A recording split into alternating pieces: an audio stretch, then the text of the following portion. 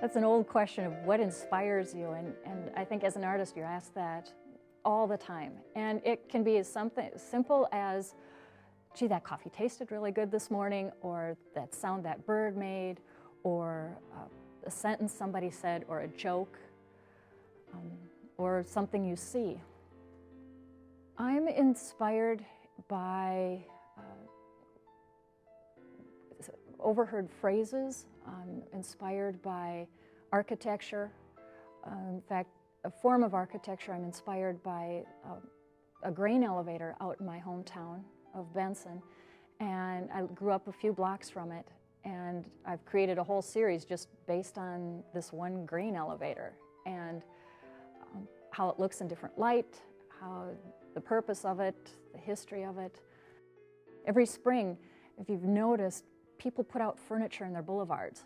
And I have this series I want to work on about furniture that's put out in boulevards, because they all have this, the couch or the velvet chair have these personalities just sitting out there in the boulevard. So I think being open to what can inspire you, and once you start being open to that, it can almost be overwhelming when you think about how many things you're inspired by, how light plays on a shadow, or a juxtaposition of one building against another, or plants in a boulevard.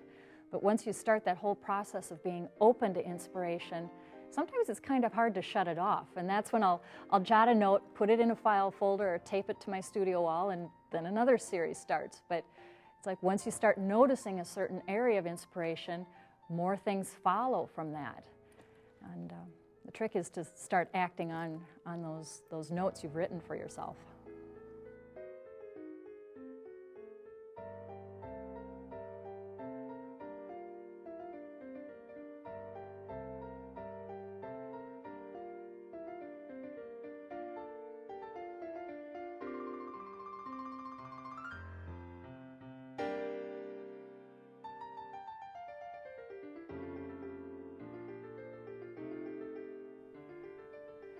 There are many similarities in all the work I do, no matter what the area: religious, theater work, acrylic paintings, or illustration work.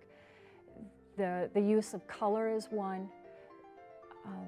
The openness to new ideas and new people seems to be another aspect that enables me to start different series, being open to different ideas. And so an open-mindedness is a constant.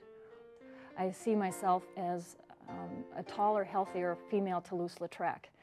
And so I sit in during like a reading of a play, or in very extreme circumstances, I've sat in during Tech Week, and then I develop a series of paintings that correspond with the play that's going on at the time.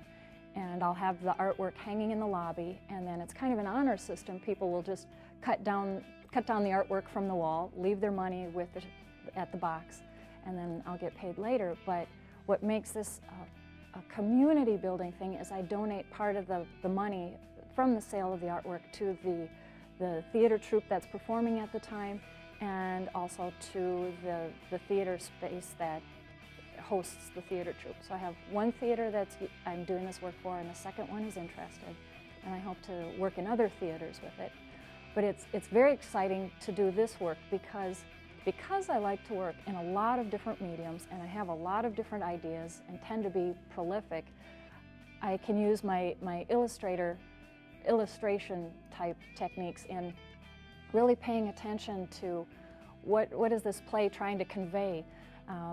What's the mood, what's the essence of it? So each play gets to have its own artwork that's shaped around the play, and it's very satisfying